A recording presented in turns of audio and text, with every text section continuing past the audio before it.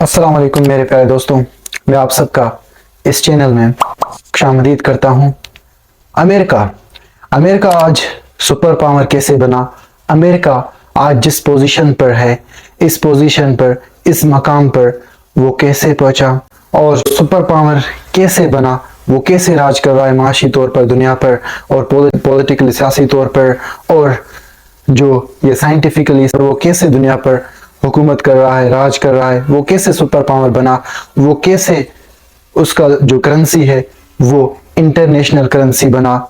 तो आए जानने की कोशिश करते हैं कि अमेरिका कैसे जो है ना सुपर पावर बना और अमेरिका ने ये पोजीशन उसने हासिल किया वो कैसे हासिल किया।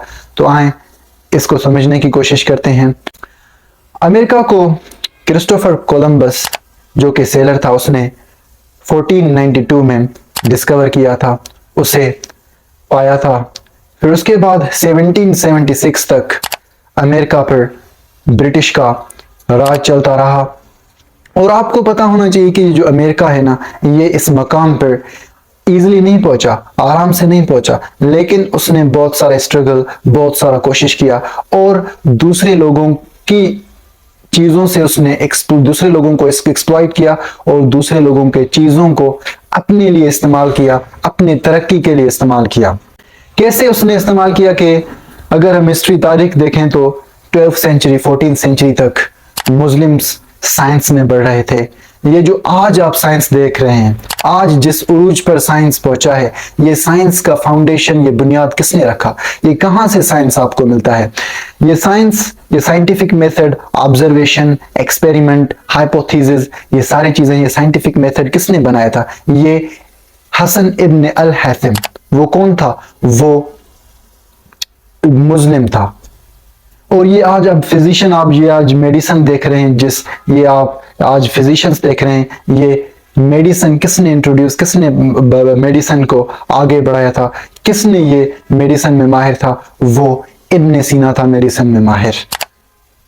वो फिजिशियन था, बहुत बड़ा फिजिशियन था। तो उसने मेडिसिन के बारे में, इन चीजों के बारे में लोगों को इल्म दी। और पहला जो फिजिशियन था बहुत बड़ा, वो कौन था? वो इब्न सीना था। और जो ये आप लोगरिथम आप देख रहे हो जो कि केमिस्ट्री में इस्तेमाल किया जाता है और जो कि बहुत बड़ा हिस्सा है मैथमेटिक्स का, वो उसने बनाया था, वो अल ख्वारिज़मी कौन था? वो मुस्लिम था। ये जो आजकल आप राइटिंग देख रहे हैं कि ये राइटिंग कहाँ से शुरू हुआ था? ये राइटिंग मुस्लिम्स से शुरू हुआ था। हज़रत इदरीस अलैहिस्सलाम जो कि उसने ये राइटिंग पेन से स्टार्ट किया था, और वो कौन था? वो मुस्लिम था। तो ये सारी चीज़ें बाद में जो वेस्टर्न के फिलोसफर्स थे, साइंटिस्ट थे, उन्होंने डिस्कवर की और उनके बारे में उन्होंने बताया और उनसे फ़ायदा उठाया। तो यहाँ पर आप देख सकते हैं कि जो आज आप साइंटिस्ट देख रहे हैं, आज आप जिनकी बात कर रहे हैं, जैसे Albert Einstein, Isaac Newton, Karl Marx, Karl Jong, Francis bacon और स्टीफन हॉकिंग, ये बाद में आए थे। इनसे पहले बहुत सारे मुस्लिम्स गुजर चुके थे जिन्होंने जो चीज़ें आज इन्होंने डिस्कवर की, जिन चीज़ों के बारे में ये आज बता रहे हैं, और वो चीज़ें, उनके बारे में आइडियाज मुस्लिम्स ने पहले ही बता चुके हैं। साइंस में एक चीज़ बहुत ज़रूरी होती है, वो है रिफ्लेक्शन। अल्लाह ताला बार बार कुरान मजीद में कहता है यतदब्बरून के रिफ्लेक्ट करो, कि चीज़ों पर फोकस करो, रिफ्लेक्ट करो। ये जो आसमान, ये ज़मीन, सारी चीज़ें हैं, ये अल्लाह ताला के क्या है? ये अल्लाह ताला की निशानी है। ये अगर हम इन पर फोकस करेंगे तो अल्लाह हमें ये अल्लाह ताला के करीब लेके जाएंगे। ये अल्लाह ताला के निशानियां हैं। तो ये क्या किया कि जो साइंटिस्ट थे, जो वेस्टर्न थे, उन्होंने इन पर फोकस किया, कुरान मजीद के वर्सेस पर फोकस किया और उनसे कुरान मजीद से बहुत फायदा हासिल किया। लेकिन हम लोगों ने, मुस्लिम्स ने क्या किया कि हम 12th सेंचुरी 14th सेंचुरी में सो गए। हमने कहा कि हम तरक्की कर रहे हैं, बस यार दुनिया, बस हम तरक्की कर रहे हैं, इंशाअल्लाह अल्लाह ताला हमें जन्नत देगा। बस हम सो गए। जब हम उठे तो देखा तो दुनिया ही बिल्कुल उलट फुलट हो गई है। और यहाँ पर तो अभी ईसाइयों का, अभी यहाँ पर नॉन मुस्लिम्स का राज चल रहा है। तो ऐसे ही हम गफलत में चले गए और हमने कुरान मजीद को और हमने اسلام کو ہم نے قرآن مجید کو ہدایت کا چیز بنا کے رکھا ہے. اسے ہدایت نہیں بنایا لیکن ہدایت کا چیز بنا کے رکھا ہے. اسے چومنے کا چیز بنا کے رکھا ہے. ہم نے قرآن مجید پر فوکس نہیں کی, اس پر غور و فکر نہیں کی, اس کے ورسز آیات پر غور و فکر نہیں کی, اور ہم نے بس اس کو اپنے سر درد کے علاج کے لیے رکھا ہے, اور ہم نے بس اس سے چومنے کی چیز بنا رکھا ہے, اور بس پڑھنے کی چیز بنا کے رکھا ہے. بس ہم اسے پڑھتے ہیں لیکن سمجھتے کچھ بھی نہیں ہیں. ہم سمجھتے ہیں کہ بس قرآن مجید کو دیکھ کر اور اسے چومنا اور بس اسے تھوڑا بنا سمجھ کے پڑھنا, بس یہی کافی ہے. ہم یہی سمجھتے ہیں. ہم کتنے بیوقوف ہیں. جو ہے نا, ہم نے جو سائنس ہمیں قرآن مجید سکھا رہا ہے, اور جو سائنس ہمارے بڑے بڑے سائنٹسٹ نے انٹروڈیوس کیا تھا دنیا میں, ان سے ہم نے فائدہ نہیں حاصل کیا. ان سے دوسرے نان مسلمس نے فائدہ حاصل کیا, ایکسپلائٹ کیا. تو پہلا چیز کیا ہے کہ اس نے سائنس کو خود کا جاگیر بنایا, کہ اس نے کہا کہ سائنس ہمارا ہے. ابھی جو ویسٹرن کنٹریز کیا کہہ رہے ہیں کہ سائنس ہمارا ہے, اگر آپ کو یہاں پر آنا ہے, اس فیلڈ میں آنا ہے, تو ہمارے پاس آپ کو آنا ہے, اور یہاں ان ہمارے بڑے بڑے یونیورسٹیز میں پڑھنا ہے, اور ان چیزوں کے بارے میں جاننا ہے. تو پہلے چیز سائنس کو انہوں نے اپنا بنایا. پھر دوسرا چیز یہ ہے کہ یہ دنیا پر اکثر برٹش کا رول چلتا رہا. تو جب برٹش کا رول جہاں بھی, جس کنٹری میں, جس ریجن میں, جس علاقے میں اس کا حکومت ہوتا تھا, تو وہ کیا کرتا تھا کہ پہلے چیز وہ کیا کرتا تھا, کرسچینٹی کو پھیلاتا تھا, عیسائیت کو پھیلاتا تھا. تو ان کے جو کنگ تھے, کوئن تھے, ان کے جو کنٹرول میں تھے, ان کے حکمرانی کے نیچے تھے لوگ, ان کو کہتے تھے کرسچینٹی کے, عیسائیت کو فالو کرو, اس کو اپنا لو, عیسائیت کو اپنا لو, اور اس کے جو بلیفز ہے اسے اپنا لو, اور اس پر یقین کر لو. اگر وہ یقین کرتے تھے تو ان کو بہت سارا فائدہ دیتے تھے, اور بہت سارا اس کو خود کے قریب بنا لاتے تھے. اور جو کرسچینٹی کو فالو نہیں کرتے تھے اس پر ظلم تشدد کرتے تھے. ایسے ہی ایشیا میں, جو ایشیا کانٹیننٹ ہے, سب کانٹیننٹ میں برٹش نے 90 ایئر سے زیادہ رول کی تھی, بنگلہ دیش پر, انڈیا پر اور پاکستان پر. تو ادھر جب ان کا رول تھا تو وہ کرسچینٹی کو پھیلاتے تھے, ان پر ظلم کرتے تھے, اور ان کو فورس کرتے تھے کہ کرسچینٹی کو فالو کرو. ایسے ہی چلتا رہا. اور انہوں نے دوسرا چیز, پہلا چیز کیا کیا, اس سے عیسائیت کو پھیلایا. دوسرا چیز انہوں نے کیا کیا کہ انگلش کو انہوں نے پھیلایا. انگلش کو کیسے انہوں نے پھیلایا کہ انگلش کا جو کمپٹیشن ہے, مقابلہ ہے, اسے انگلش جاننے کا جو مقابلہ ہے وہ لوگوں کے اندر پیدا کیا, کمپٹیشن پیدا کیا, مقابلہ پیدا کیا لوگوں کے اندر انگلش سیکھنے کا. کیسے انہوں نے پیدا کیا کہ جو انگلش بات کرتے تھے اس وقت, کیونکہ جو برٹش رولرز تھے, وہ کوئن تھے, کنگ تھے, وہ انگلش اسپیکنگ, انگلش بات کرتے تھے. اوکے, تو اس کی وجہ سے جو اس وقت لوگ, لیڈرز جو بھی تھے, دوسرے لوگ تھے جو ان کے حکمرانی کے نیچے تھے, تو ان میں سے اگر کوئی انگلش بات کرتا تھا تو وہ زیادہ قریب ہو جاتا تھا, کنگ کوئن کے قریب ہو جاتا تھا. کیونکہ فار ایگزامپل, مثال کے طور پر آج کے جو حکمران ہیں, اگر آپ ان کے قریب ہونا چاہتے ہیں, فار ایگزامپل وہ اردو بات کر رہا ہے, وہ انگلش نہیں سمجھ رہا, دوسرے لینگویجز نہیں سمجھ رہا, لیکن آج کل ٹیکنالوجیز ہیں, ٹیکنالوجیز کے ذریعے ہم دوسرے لینگویجز سمجھ سکتے ہیں, لیکن اس دور میں کوئی ٹیکنالوجیز نہیں تھے. تو اس کی وجہ سے اگر وہاں کے لوگ اگر کوئی کنگ اور کوئن کے قریب ہونا چاہتے تھے تو ان کو انگلش سیکھنا پڑتا تھا, کیونکہ انگلش ان کو کنگ اور کوئن کے قریب لاتا تھا, ان کو بہت زیادہ فائدہ دیتا تھا, اور ان کے بات سنتے تھے کیونکہ وہ انگلش میں بات کرتا تھا. تو اس لیے اس ذریعے سے برٹش نے کیا کیا کہ اس ذریعے سے انگلش پھیلایا ساری دنیا میں, اور وہ ایسے ہی انٹرنیشنل لینگویج بنا. اور پھر 1776 میں امریکہ کو برٹش رول سے آزاد کیا جاتا ہے. اور پھر اس کے بعد امریکہ بہت سارے مسئلوں سے, اکنامک, معاشی کے مسئلوں سے امریکہ گزر رہا تھا. تو اس نے سوچا کہ کیوں نہ پاور حاصل کیا جائے. تو اس نے اسپین سے جنگ لڑا, جو کہ 1898 میں یہ جنگ اسپینش امریکن وار ہوا. یہ جنگ کچھ اس طرح سے ہوا کہ جو یو ایس ایس مین ہے, جو کہ بیٹل شپ تھا, جنگی بحرین جہاز تھا, اس پر جو ہے نا اسپینش فورسز نے, اکارڈنگ ٹو ہسٹورینز, تاریخ دانوں کے مطابق, بہت سارے لوگ یہ کہتے ہیں کہ ان پر اسپینش فورسز نے اٹیک کیا تھا اور تباہ کیا تھا, اور بہت سارے ہسٹورینز یہ کہتے ہیں کہ نہیں, وہ اس کا انجن خراب ہوا تھا, انجن کی وجہ سے اس کے انجن میں آگ لگا تھا, تو اس آگ کی وجہ سے وہ تباہ ہوا تھا, اس کی وجہ سے بہت سارے فوجی مرے تھے. لیکن اس کا الزام امریکہ نے کس پر لگایا؟ اسپین پر لگایا. اور وہ جنگی جہاز کہاں جا رہا تھا, وہ جو بحرین جہاز کہاں جا رہا تھا, وہ کیوبن کے مدد کے لیے جا رہا تھا, کیونکہ کیوبن اسپین سے لڑ رہا تھا آزادی کے لیے, انڈیپینڈنٹ ہونے کے لیے، تو اس کی مدد کے لیے جا رہا تھا، تو وہاں پر وہ تباہ ہوا. تو اس کی وجہ سے جو امریکہ ہے نا، اس نے کیوبن کے ساتھ مل کر اسپینش امریکن وار کیا اور یہ جنگ اس نے جیتا. اور پھر پیرس ٹریٹی میں امریکہ نے فلپینز کو خود کے قبضے میں کر لیا، گوام کو بھی خود کے قبضے میں کر لیا، اور جو پورٹو ریکو کنٹریز تھے ان کو خود کے قبضے میں کر لیا. وہ پہلے اسپین کے قبضے میں تھے، لیکن ان کے قبضے سے چھڑا کر ان کنٹریز کو خود کے قبضے میں امریکہ نے کر لیا. تو یہاں پہ اس کا پاور ہے نا تھوڑا بڑا، یہاں پر اس کا پاور تھوڑا آگے بڑھا. پھر اس کے بعد کیا ہوتا ہے کہ جو امریکہ ہے نا، یہ سائنس میں ترقی کر رہا تھا، یہ پولیٹیکلی بھی ترقی کر رہا تھا، اس کا پاور بھی بڑھ رہا تھا. پھر کیا ہوتا ہے کہ یہ جو پہلے یہ آپ آج ٹیکنالوجی دیکھ رہے ہیں، آج آپ موبائل دیکھ رہے ہیں، آج آپ کار دیکھ رہے ہیں، آج آپ یہ بہت ساری ٹیکنالوجیز دیکھ رہے ہیں، یہ کس طرح سے اسٹارٹ ہوتا ہے؟ یہ کچھ اس طرح سے اسٹارٹ ہوتا ہے کہ یہ برٹش کے دور میں اسٹارٹ ہوتا ہے. یہ ٹیکسٹائل انڈسٹری سے اسٹارٹ ہوتا ہے.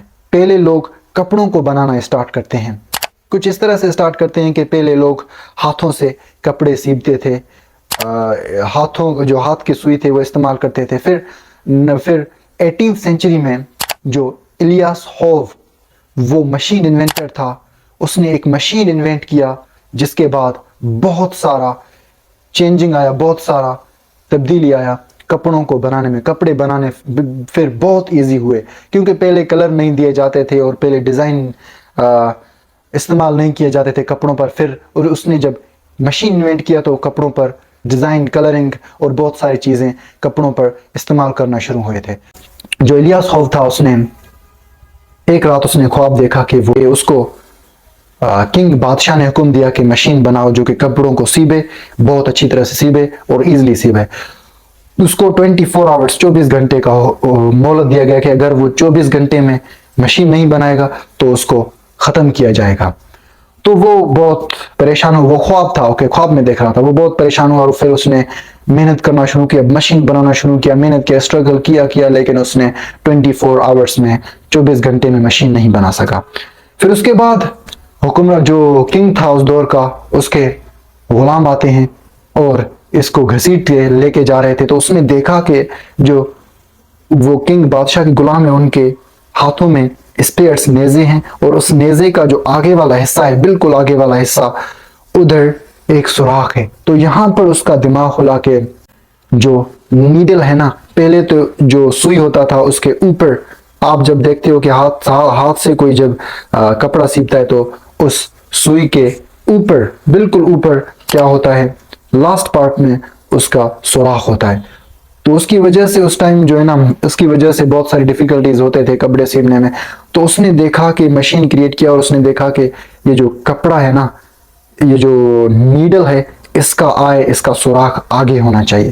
پھر اس نے 4 بجے اٹھا نیند سے، وہ خواب تھا، 4 بجے اٹھا اور 9 بجے تک، دن کے صبح کے 4 بجے اٹھا اور دن کے 9 بجے تک اس نے وہ مشین بنا چکا تھا. اس کا جو سوئی کا تھا، سوراخ تھا، اس کو آگے بنا لیا اور اس کی وجہ سے بہت سارا چینج آیا اور کپڑے ایزی سے بنانا شروع کیے لوگوں نے اور اس کو کلرنگ دینا شروع کیے. تو یہاں پہ پہلے امریکنز ویسٹرنز کس چیز سے ترقی کرنا شروع کرتے ہیں؟ Textile, fabric.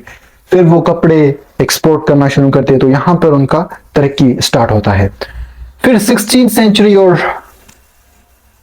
20th سینچری میں بہت سارے انوینشنز ہوتے ہیں، بہت سارے امریکن جو انوینٹرز تھے وہ آتے ہیں، اور ان میں سے یہ جو آپ آج جہاز دیکھ رہے ہیں، یہ جہاز کس نے انوینٹ کیا تھا؟ یہ جہاز رائٹ برادرز نے یہ جہاز انوینٹ کیا تھا. وہ کون تھے؟ وہ امریکنز تھے.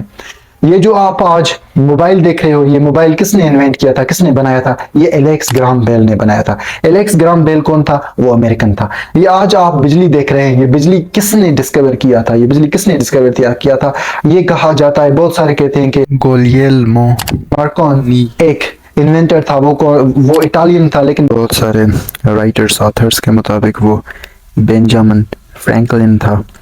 بینجامن فرینکلن کون تھا؟ وہ انوینٹر تھا جس نے گن بھی انٹروڈیوس کیے اور جس نے الیکٹریسٹی بھی انٹروڈیوس کیا تھا. یہ کون تھا؟ یہ امریکن تھا.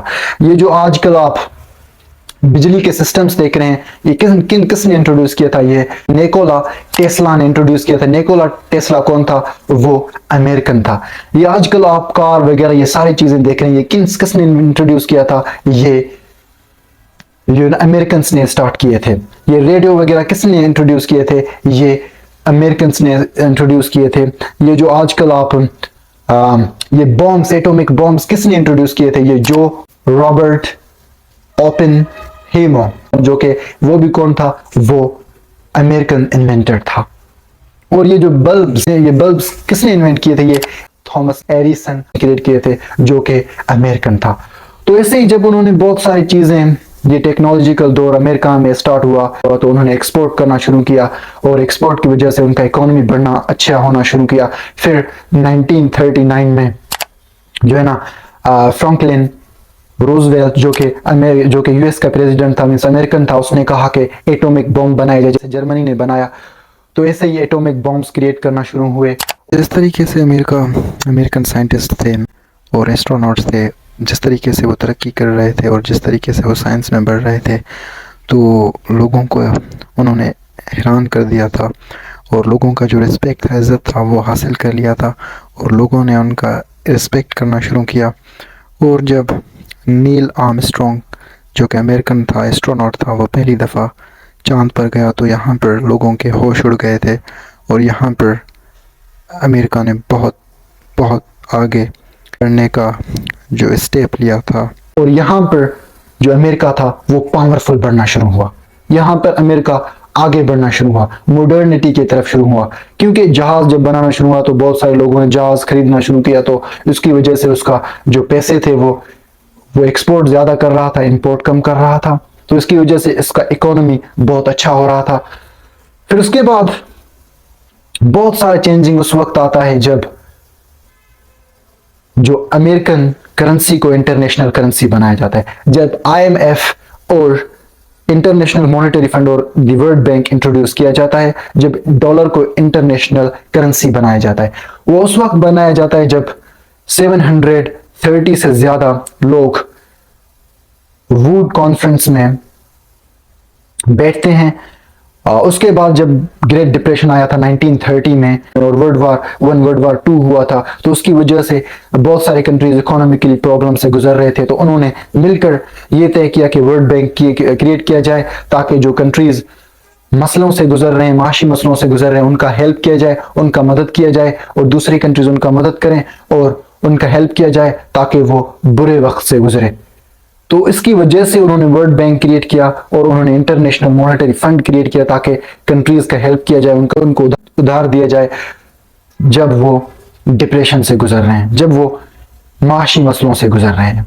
तो यहाँ पर है हैरी डेक्स्टर और जॉन मेनार्ड, उन्होंने मिलकर ये आईएमएफ और इंटरनेट वर्ल्ड बैंक इंट्रोड्यूस किया और 1945 में जो इंटरनेशनल जो डॉलर था उसको इंटरनेशनल करेंसी बनाएगा।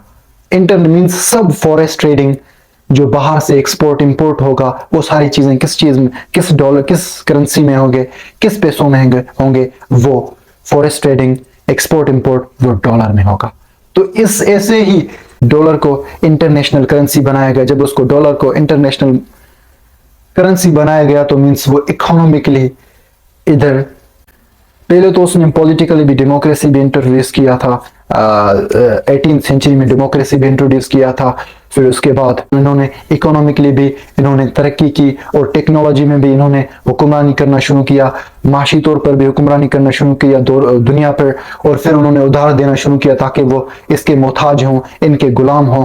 और फिर ऐसे डॉलर के जरिए, इकोनॉमिक के जरिए और पॉलिटिकल समाजी डेमोक्रेसी के जरिए और टेक्नोलॉजीज के जरिए उन्होंने दुनिया पर यहाँ पर राज करना शुरू किया था। फिर उन्होंने न्यूक्लियर पावर बनाना शुरू कर दिया।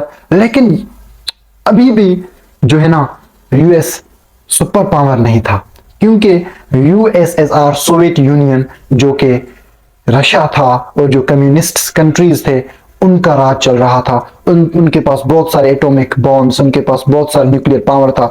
तो उसकी वजह से जो है ना वो जो सोवियत यूनियन थे वो अपना रेड आर्मी ईस्टर्न कंट्रीज में, ईस्टर्न कंट्रीज कहाँ हैं? ये लिथुआनिया, मॉस्को, यूक्रेन, रशिया, اور بہت سارے کنٹریز، لیٹویا، بہت سارے کنٹریز ادھر ہیں جن کو ملا کر وہ 15 کنٹریز ہے آلموسٹ، ان کو ملا کر ایسٹرن یورپ کہا جاتا ہے۔ تو ایسٹرن یورپ پر جو ہے نا سوویت یونین نے ریڈ آرمی کے ذریعے کمیونزم وہاں پر پھیلانا شروع کی اور وہاں پر قبضہ کرنا شروع کیا۔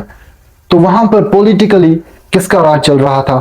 وہاں پر سیاسی راج تھا وہ کمیونزم کا چل رہا تھا۔ تو اس کی وجہ سے جو امریکہ تھا وہ تو ورلڈ پاور بننا چاہتا تھا، سول پاور بننا چاہتا تھا۔ تو اس نے سوچا کہ کیوں نہ اس کو کمیونزم کو ختم کیا جائے، میں بھی شاید یہ ایسٹرن یورپ میں پھیل رہا ہے کمیونزم، میں بھی یہ ہماری طرف آ جائے اور امریکہ یہاں بھی کمیونزم پھیل جائے اور ہمارا ڈیموکریسی ختم ہو جائے، جو ان کا آئیڈیالوجی ہے ڈیموکریسی ہے وہ ختم ہو جائے۔ پھر یہاں پر کولڈ وار جنگ اسٹارٹ ہوتا ہے، جو کہ سماجی جنگ ہوتا ہے، جو کہ سیاسی جنگ ہوتا ہے، جو کہ جنگ ہوتا ہے ڈیموکریسی اور کمیونزم کے بیچ میں، جو کہ جنگ ہوتا ہے امریکہ اور یو ایس ایس آر کے بیچ میں۔ یہ جنگ کولڈ وار اسٹارٹ ہوتا ہے کمیونزم کو ختم کرنے کے لیے، اور کمیونزم چاہتا تھا کہ وہ ڈیموکریسی کو ختم کرے، ڈیموکریسی کے چاہتا تھا وہ کمیونزم کو ختم کرے۔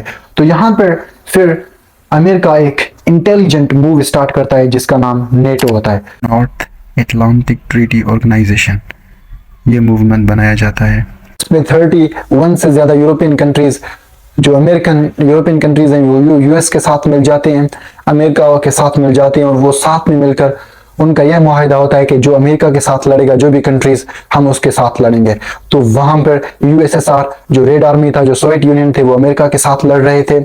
تو اس کی وجہ سے انہوں نے مل کر کولڈ وار میں 1991 تک یو ایس ایس آر تھا کمیونزم کو ختم کرتے ہیں اور ڈیموکریسی کو جو ہے نا آگے بڑھاتے ہیں، ڈیموکریسی کا راج چلاتے ہیں، ڈیموکریسی کا سکہ چلاتے ہیں اور اس کا راج لاتے ہیں۔ اس وقت جو U S S R communism ختم ہوتا ہے جب افغانستان میں ریڈ آرمی کا حکمرانی چل رہا تھا 1980 میں، پھر اس وقت جو امریکہ ہے وہ کیا کرتا ہے کہ وہ جو ہے نا افغانستان کو اکوپمنٹس دیتا ہے، ان کو کہتا ہے کہ میں آپ کو پیسہ دے رہا ہوں، میں آپ کو اکوپمنٹس دے رہا ہوں، میں آپ کو سب کچھ دے رہا ہوں، آپ اس کمیونزم کو ادھر جو ریڈ آرمی ہے افغانستان میں سے ختم کریں۔ تو ایسے ہی پھر افغانستان میں 1989 میں جو U S S R communist army تھے، ریڈ آرمی تھے، اس سے جنگ کرتا ہے اور اسے جیت لیتا ہے۔ تو ایسے ہی پیسوں کے ذریعے، اکانومی کے ذریعے اور نیوکلیئر پاور کے ذریعے جو ہے نا کمیونزم کو ختم کیا جاتا ہے اور سوویت یونین کو اس کا راج ختم کیا جاتا ہے، اور پھر جو ہے نا امریکہ سول پاور بن جاتا ہے، بہت بڑا پاور بن جاتا ہے۔ ابھی جو یونائٹڈ اسٹیٹس ہے وہ بہت بڑا پاور ہے امریکہ کا، یہ امریکن کنٹری ہے، یو ایس یونائٹڈ اسٹیٹس، یہ بہت بڑا پاورفل کنٹری ہے۔ یہ اس کا جو اکانومی میں یہ معاشی میں یہ پہلا نمبر ہے۔ اس کا جو جی ڈی پی ہے، جی ڈی پی میں جو یو ایس ہے، یونائٹڈ اسٹیٹس ہے، وہ پہلا نمبر ہے، اس کا جی ڈی پی 23 ٹریلین ہے، اور یہ جو یونائٹڈ اسٹیٹس ہے یہ سب سے زیادہ تیسرا بڑا کنٹری ہے۔ اور یہ جو یونائٹڈ اسٹیٹس ہے اس کا جو پاپولیشن ہے، یہ پاپولیشن میں سب سے بڑا دوسرا یا تیسرا کنٹری ہے، اور سب سے جو پاورفل نیوکلیئر میں کنٹری ہے وہ تیسرے نمبر پر امریکہ ہے، یونائٹڈ اسٹیٹس ہے۔ یونائٹڈ اسٹیٹس کے پاس بہت بڑا تعداد ہے فوجیوں کا، اور اسٹرانگ جو ملٹری فورس ہے وہ کس کے پاس ہے؟ وہ یونائٹڈ اسٹیٹس کے پاس ہے، وہ امریکہ کے پاس ہے۔ تو ایسے ہی جو ہے نا یو ایس ایس آر کو ہرا کے اور یہ ٹیکنالوجیز کو دنیا میں انٹروڈیوس کر کے یہ نئی چیزیں بنانا، یہ ماڈرنٹی، آج جو ماڈرنٹی ہم دیکھ رہے ہیں اس کو انٹروڈیوس کرنا اور لوگوں کا رسپیکٹ حاصل کرنا، لوگوں کے دلوں میں جو ہے نا یہ ماڈرنٹی پھیلانا، یہ ڈیموکریسی پھیلانا، کیونکہ آج کل بہت سارے لوگ ڈیموکریسی کے فالو کرتے ہیں کیونکہ وہ لبرلز ہیں، اوکے، تو اس کی وجہ سے وہ ڈیموکریسی کو فالو کرتے ہیں۔ تو اس کی وجہ سے آج وہ معاشی طور پر بھی حکمرانی کر رہے ہیں دنیا پر، سیاسی طور پر بھی حکمرانی کر رہے ہیں، ٹیکنالوجیز کے طور پر بھی وہ دنیا پر حکمرانی کر رہے ہیں، سائنٹیفکلی بھی حکمرانی کر رہے ہیں، اور وہ جی ڈی پی، پیسوں کے معاشی طور پر بھی حکمرانی کر رہے ہیں۔ اس کی وجہ سے آج سارے کنٹریز اس کے غلام ہیں، آج سارے کنٹریز اس کے قرضے دار ہیں۔ آج اس لیے جو امریکہ ہے وہ سپر پاور بنا ہوا ہے، کیونکہ اس کے پاس 93 نیوکلیئر پاور रिएक्टर्स हैं, 93 इतना पावर है अमेरिका के पास, और उसके पास सबसे स्ट्रोंगेस्ट उसके पास आर्मी है, मिलिट्री फोर्स है. That's it all for today. Allah Hafiz.